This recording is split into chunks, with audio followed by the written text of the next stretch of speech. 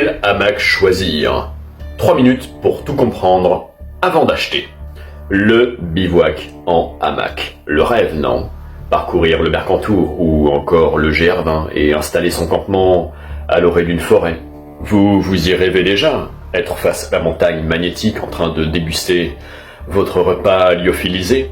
Mais brusquement, vous vous rappelez que vous êtes en fait au milieu de votre salon en train de chercher un nouveau hamac pour remplacer celui qui est complètement pourri au fond du tiroir. Pour vous éviter de perdre du temps, voici 3 éléments à impérativement prendre en compte pour choisir et acheter votre hamac de bivouac.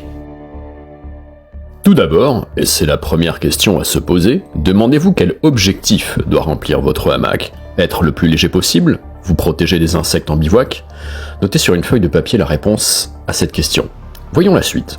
Comment on choisit un hamac? 2 autres questions se posent. Premièrement, les moustiques. Allez-vous devoir investir dans une moustiquaire? Ou alors vous faut-il directement un hamac avec moustiquaire intégré?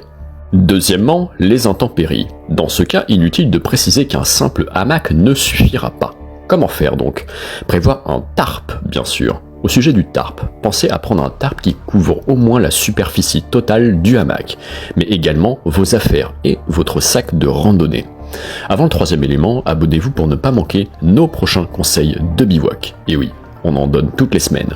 Et enfin, avant d'acheter votre hamac, prévoyez un kit de fixation supplémentaire, car il arrive que même des mousquetons en acier inoxydable se brisent en bivouac. Vous êtes un aventurier du bivouac? Découvrez notre collection hamac moustiquaire en cliquant sur le lien en description pour partir en toute sécurité. Et en ce qui me concerne, je vous dis à très bientôt pour nos prochains conseils de bivouac. Agour Lagounac.